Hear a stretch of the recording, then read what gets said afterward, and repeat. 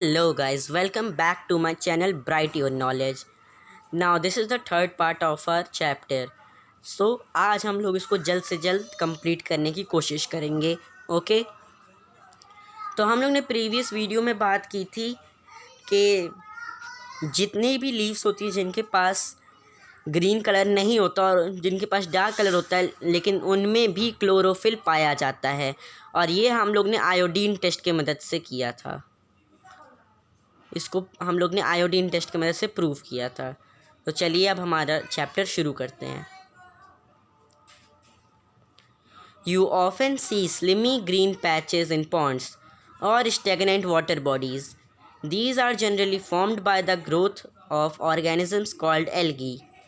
सो हम लोग अपने घरों में और कई बार वाटर पॉन्ड्स में भी देखते हैं कि स्लिमी ग्रीन पैचेस फॉर्म हो जाते हैं. तो वो होते क्या हैं? वो होते हैं एल्गी, यानी कि माइक्रो ऑर्गेनिजम्स जो कि पॉन्ड्स और हमारे हाउसेस में कभी कभार ग्रो कर जाते हैं. Okay. Can you guess why algae are green in colour? तो हमसे पूछा जा रहा है कि उसका कलर ग्रीन ही क्यों होता है एल्गी का. तो इसका सिंपल सा आंसर है क्योंकि एल्गी में क्लोरोफिल पाया जाता है, और क्लोरोफिल की मदद से वो लोग एल्गी जो होते हैं वो सनलाइट को कैप्चर कर लेते हैं और फोटोसिंथेसिस करने के कैपेबल बन जाते हैं. Now synthesise of plant food other than carbohydrates. You have just learned that plants synthesize carbohydrates through the process of photosynthesis. So अभी हम लोग ने पढ़ा था कि फोटोसिंथेसिस के प्रोसेस के दौरान जितने भी प्लांट्स होते हैं वो लोग कार्बोहाइड्रेट प्रोड्यूस करते हैं अपने बॉडी में और उसको स्टोर कर लेते हैं स्टार्च के फॉर्म में. The carbohydrates are made of carbon, hydrogen and oxygen. तो कार्बोहाइड्रेट किसका कॉम्बिनेशन होता है?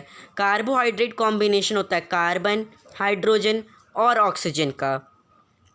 These are use to synthesise other components of food such as proteins and fats. और कार्बन, हाइड्रोजन और ऑक्सीजन ये सब अदर कंपोनेंट्स ऑफ फूड यानी कि अदर न्यूट्रिएंट्स बनाने में भी हेल्पफुल होते हैं, जैसे कि प्रोटीन और fat. But proteins are nitrogenous substances which contain nitrogen. So protein nitrogenous substance होता है. अब प्लांट्स के पास नाइट्रोजन आता कहाँ से है? तो इसका आंसर हम लोग देखते हैं. Recall that nitrogen is present in abundance in gaseous form in the air. However, plants cannot absorb nitrogen in this form. हम लोग जैसा कि जानते हैं कि नाइट्रोजन गैस हमारे एटमॉस्फेयर में बहुत ही भारी मात्रा में प्रेजेंट है और जिसका परसेंटेज 78 है, लेकिन तब भी हमारे प्लांट्स नाइट्रोजन को डायरेक्टली एब्जॉर्ब नहीं कर सकते हैं. Soil has certain bacteria that convert gaseous nitrogen into a usable form and release it into the soil. तो अब इनको नाइट्रोजन मिलता कहाँ से अगर ये लोग नाइट्रोजन एब्जॉर्ब नहीं कर सकते हैं एटमॉस्फेयर से? तो इसका आंसर है सॉइल में कई माइक्रो ऑर्गेनिजम्स होते हैं यानी कि बैक्टीरिया होते हैं जो कि एटमॉस्फेरिक नाइट्रोजन को सिंपलर या फिर यूजेबल फॉर्म में कन्वर्ट कर कर सॉइल में रिलीज़ कर देते हैं. These are absorb by the plants along with water. और फिर जैसे ये सॉइल में रिलीज़ हो जाता है तो वो वाटर के साथ मिक्स हो जाता है नाइट्रोजन, और प्लांट्स जितने भी होते हैं वो लोग रूट्स के द्वारा इस नाइट्रोजन को पानी के सहित खींच लेते हैं. इससे ही उनकी नाइट्रोजन की रिक्वायरमेंट और प्रोटीन की रिक्वायरमेंट फुलफ़िल हो जाती है. Also you might have seen farmers adding fertilisers rich in nitrogen to the soil. So हम लोगों ने कई बार फार्मर्स को देखा है कि वो लोग नाइट्रोजनस फर्टिलाइज़र को सॉइल में डालते हैं ताकि जितने बैक्टीरिया हैं वो लोग आसानी से नाइट्रोजन को सिंपलर फॉर्म और यूजेबल फॉर्म में कन्वर्ट कर कर सॉइल में रिलीज़ कर दें. Okay. In this way the plants fulfil their requirements of nitrogen along with other constituents. Plants can then synthesise proteins and vitamins. So इसी way में जितने भी प्लांट्स होते हैं वो अपनी नाइट्रोजन की रिक्वायरमेंट को पूरी कर लेते हैं और इसी नाइट्रोजन की मदद से प्लांट्स प्रोटीन और विटामिन्स को सिंथेसाइज करते हैं. Now 1.3 other modes of nutrition in plants.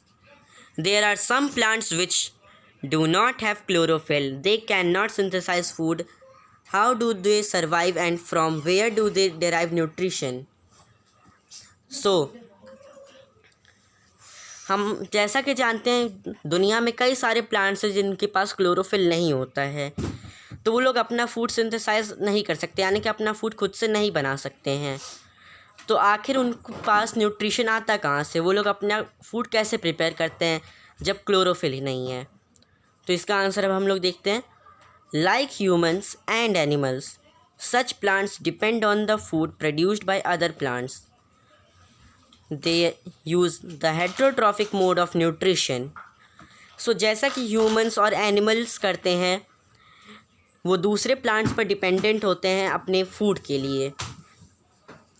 जैसे ह्यूमन और एनिमल दूसरे पर डिपेंडेंट होते हैं अपने फूड के लिए, उसी प्रकार ये प्लांट्स भी दूसरे प्लांट पर डिपेंडेंट होते हैं अपने फूड के लिए, और ये सब हेट्रोट्रॉफिक मोड ऑफ न्यूट्रिशन को यूज़ करते हैं। Look at figure 1.5. Do you see a yellow wiry branched structure twining around the stem and branches of a tree? तो हम लोग फिगर 1.5 पे आते हैं। इसमें हम लोग येलो स्ट्रक्चर्स को देख रहे हैं जो वायर के फॉर्म में पूरे ट्री पर फैला हुआ है। तो आखिर ये है क्या? This is a plant called Cuscuta अमरबेल। तो ये है कैस्कटा का प्लांट, जिसे हम लोग अमरबेल के नाम से भी जानते हैं। It does not have chlorophyll. It takes readymade food from the plant on which it is climbing. The plant on which it climbs is called the host. So इसके पास क्लोरोफिल नहीं होता, जैसा कि हम देख सकते हैं ये पूरा येलो कलर का है। सो इसके पास यानी क्लोरोफिल होता नहीं है। तो अब ये न्यूट्रिशन कहाँ से मिलता है इसको? तो ये लेता है रेडीमेड फॉर्म में अपने फूड को दूसरे प्लांट से जिस पर ये क्लाइंब किया रहता है। जैसा कि हम देख सकते हैं फिगर में कि ये इस ट्री पर क्लाइंब किया है, इसका मतलब ये कैस्कटा इस ट्री से इसका फूड ले रहा है, खींच रहा है।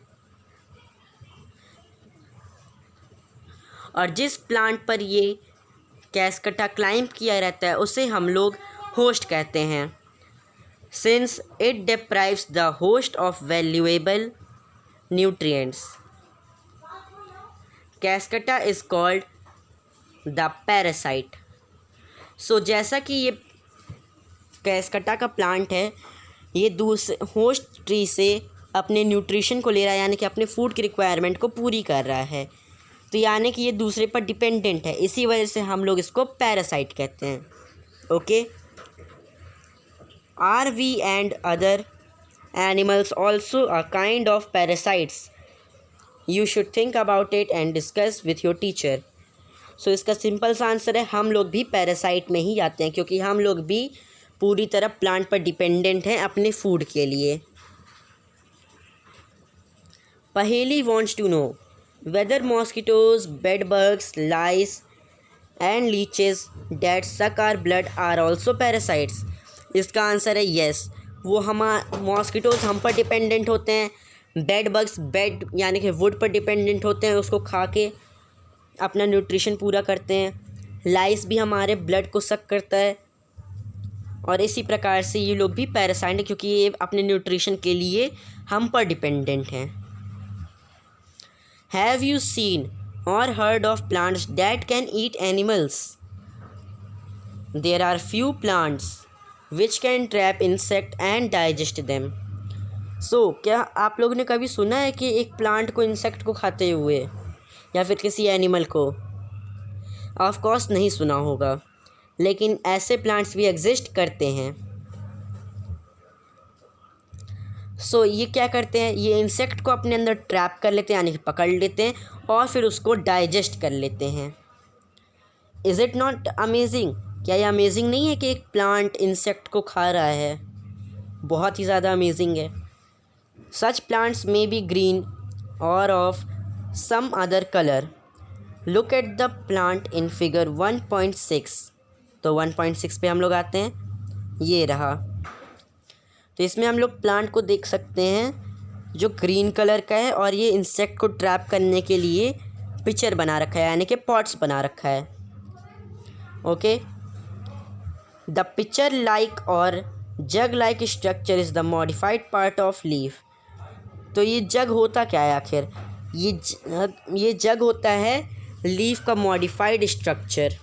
Okay, the apex of the leaf forms a lid which can open and close the mouth of the pitcher. So अब ये पिक्चर है, यानी कि ये जो लीफ है ये मॉडिफाई हो गई है पिक्चर फॉर्म में। ओके, सो इसके ऊपर हम लोग एक लिड देख सकते हैं। तो ये लिड क्या होती है? ये होती है अपेक्स, जो कि लिड के फॉर्म में मॉडिफाई हो जाती है, और जैसे ही कोई इंसेक्ट इसके अंदर एंटर करता है ये क्लोज हो जाती है लिड, ताकि इंसेक्ट बाहर ना जाने पाए और ईजिली डाइजेस्ट हो जाए।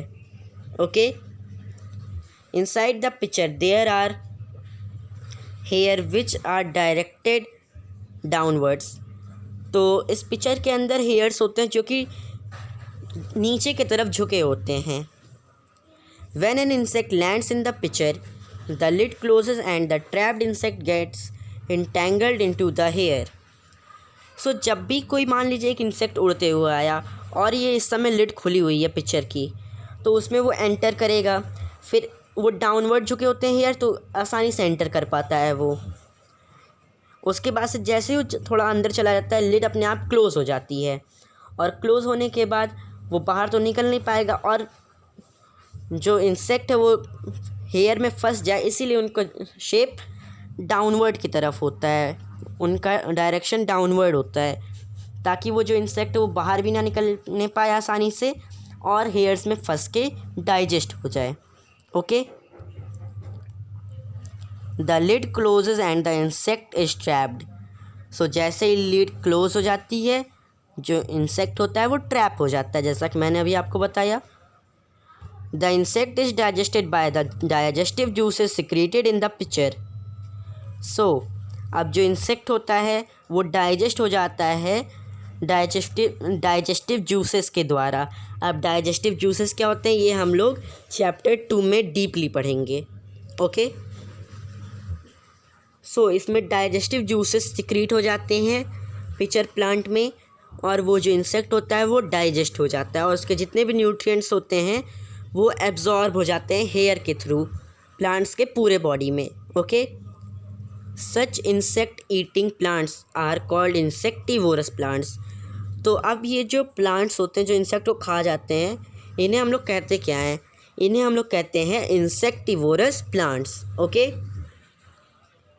Is it possible that such plants do not gate all the required nutrients from the soil in which they grow? सो अब हमसे क्वेश्चन पूछा जा रहा है कि ये पॉसिबल है कि जितने भी प्लांट्स हैं जो सॉइल में ग्रो करते हैं वो अपनी रिक्वायरमेंट पूरी नहीं कर पाते सॉइल से? तो इसका आंसर आप लोग मुझे कमेंट बॉक्स में बताइएगा। Okay, is it possible that such plants do not get all the required nutrients from the soil in which they grow? तो इसका आंसर आप लोग मुझे कमेंट बॉक्स में बताइएगा, और देखते हैं कौन सबसे पहले बताता है। सबसे पहले बताने वाले को मेरा लाइक। बूजो is confused. If the pitcher plant is green and carries out photosynthesis, then why does it feed on insect? तो इसका आंसर है क्योंकि जैसा कि अभी हम लोग ने जाना कि प्लांट्स जितने भी होते हैं वो लोग एटमॉस्फेरिक नाइट्रोजन को एब्जॉर्ब नहीं कर सकते हैं, तो इसीलिए अपनी नाइट्रोजन की रिक्वायरमेंट को पूरी करने के लिए ये प्लांट्स इंसेक्ट को खा जाते हैं, और उनकी बॉडी जैसे ही नाइट्रोजन रिलीज़ करती है उसको ये लोग एब्जॉर्ब कर लेते हैं। ओके, तो इनका कार्बोहाइड्रेट का और अदर न्यूट्रिएंट्स का तो फोटोसिंथेसिस से रिक्वायरमेंट पूरी हो जाती है, लेकिन जो नाइट्रोजन की रिक्वायरमेंट आती है वो ये लोग इंसेक्ट्स को खा के करते हैं, अपनी रिक्वायरमेंट को पूरी करते हैं इंसेक्ट को खाकर, क्योंकि इंसेक्ट्स की बॉडी जैसे ही लोग डाइजेस्ट करते हैं तुरंत वो नाइट्रोजन रिलीज़ करती है, और नाइट्रोजन को ये लोग एब्जॉर्ब करके अपना फूड बना के खा लेते हैं, और इसी प्रकार से ये लोग अपने सारी रिक्वायरमेंट पूरी कर लेते हैं। तो हमें इसका आंसर मिल गया। अब हम लोग आते हैं 1.4। सेप्टोट्रॉप्स पे। You might have scene packets of mushroom sold in the vegetable market. You may have also seen fluffy umbrella-like patches growing in moist soil or on rotting wood during the rainy season. Figure 1.7। तो इसमें हम लोग देख सकते हैं packets में mushroom को sold किया जाता है मार्केट में। सो ये होते कैसे हैं, इनका शेप अम्ब्रेला जैसे होता है, ओके। और इनको हम लोग रेनी सीजन में ज़्यादा देख सकते हैं वुड्स पर ग्रो करते हुए, okay. Let us find out what type of nutrients they need to survive and from where they get them, okay। सो इसको हम लोग नेक्स्ट वीडियो में डिस्कस करेंगे। और अगर आपको पिछले 2 वीडियो की लिंक चाहिए वो आपको मिल जाएगी, और अगले वीडियो की भी लिंक मैं जल्द से जल्द इस वीडियो में इंक्लूड करने की कोशिश करूँगा, okay. So like, share and subscribe my channel to get latest updates, okay। Thank you।